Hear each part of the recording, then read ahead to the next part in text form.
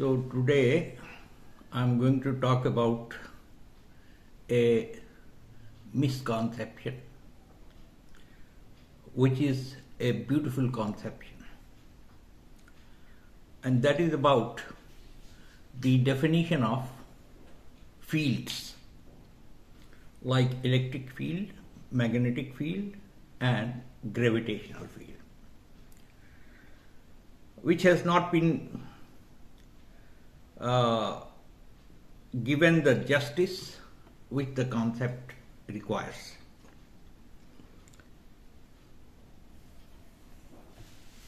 In my initial days in the intermediate class, I was very excited to plot magnetic field lines in the two positions, broadside on position and end on position, on a piece of white paper with a magnet and a compass and of course a pencil. And we used to compare the field lines which were drawn. Almost every time the field lines will be the same.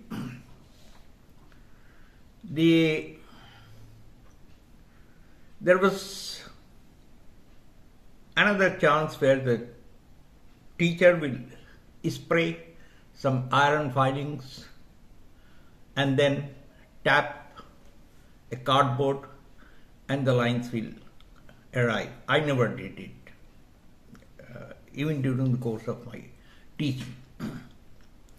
So, because of that, and if I go back to the books in those eras, like Basu and Chatterjee, Murad and Bhargav, N.K. Bajaj, etc.,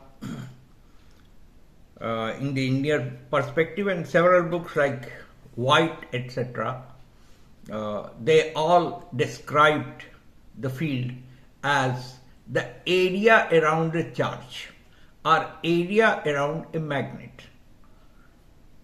or area about a mass later on. And by area, they thought actually what they were talking about was the volume. The volume around a point charge, a small magnet with north and south poles, and a point object having some mass. This misconception has carried itself over and over and over and over, and even in the recent texts, when we see as to what is an electric field, they will say it's the space or the area around these charges, magnets, or masses. And of course, for a very, very long time, I didn't know that what we call the acceleration due to gravity, small g, is actually the gravitational field. And so many things like that are there in physics, which can take hundreds of lectures to explain that what we think is not there, and what is there we don't think about.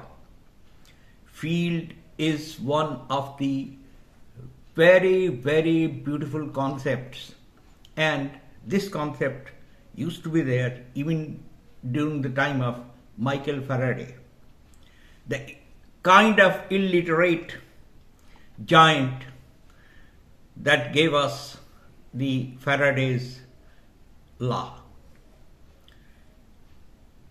Faraday not only gave a concept of field lines, but also gave a concept of flux.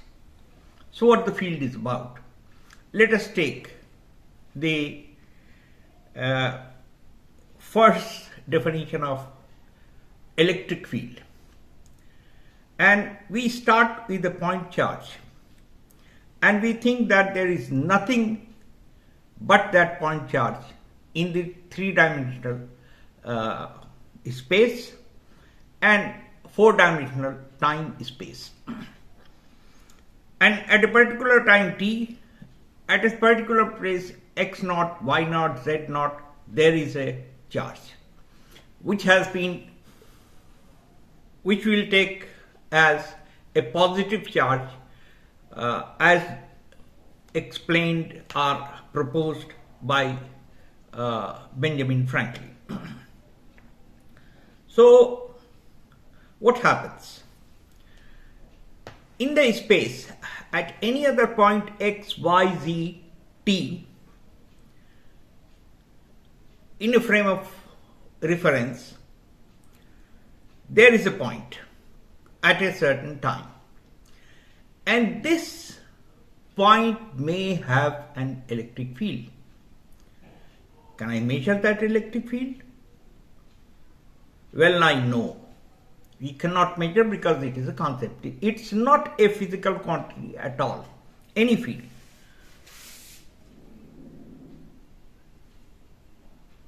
I was going to talk about this, and some of my friends, he said also that you do talk about the fields in nuclear matter, etc., etc. But I said no. I'm going to address young boys and girls and thinking parents in this lecture. So there you are. Now, if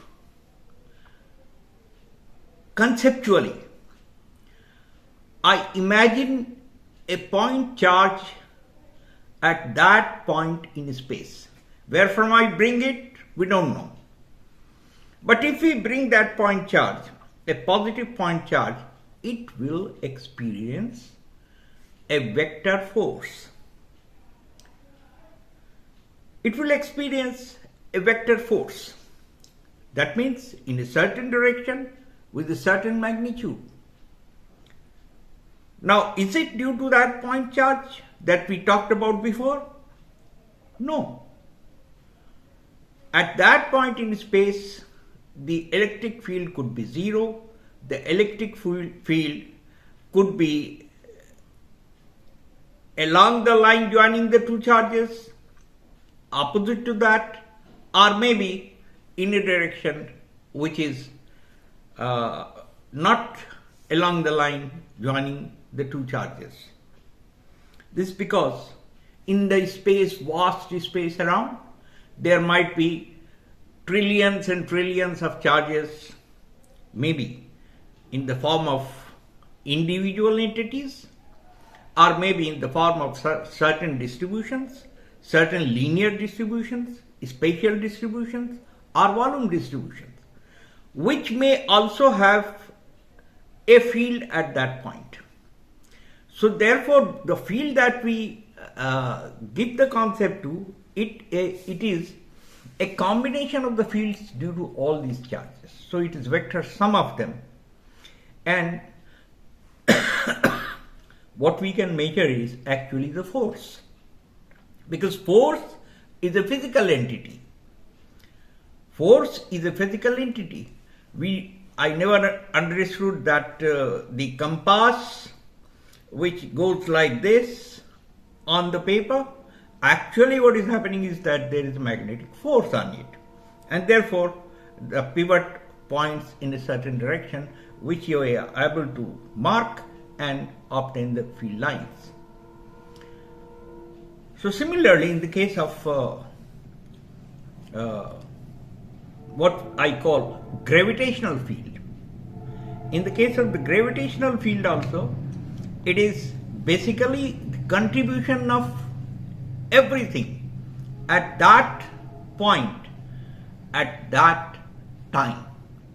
And that is what misconceptually we have been calling the acceleration due to gravity, because the experiment that was explained in Newtonian mechanics was a freely falling body towards the earth. a freely falling body towards the earth.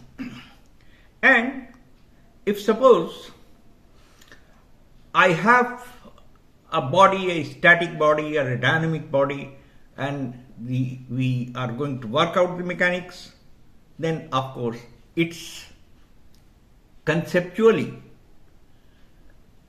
If we start talking in terms of field concept at the early stage, it might not help. But if those things have been done, then now we must understand that there is field concept, a beautiful concept, a lovely concept. Without that concept, things won't go ahead. But field is existent, though non-existent. We cannot see the field. We cannot observe the field unless we take the help of some charge, some magnet, some another mass, etc., etc. So this is a beautiful concept. Actually, it was an occasion because recently this was discussed by one of the very bright students. Students are bright at times, and she started discussing things, questioning me, and my students have been questioning me since the time I thought I am a teacher, which I don't know if I was or not. So this is a beautiful concept. We'll talk more about things like specific heat, specific charge, specific this, specific that, which were defined just to make people understand, and in particular make those people who are just assigned a certain job that you understand that this is specific heat, this is specific this, specific that. And that was the time when several variables were there. Then we say that let A be equal to 1 meter squared, let D be equal to 1 meter, this be equal to 1 Newton, etc., etc. Then the force is the field. The force is this. The force is that.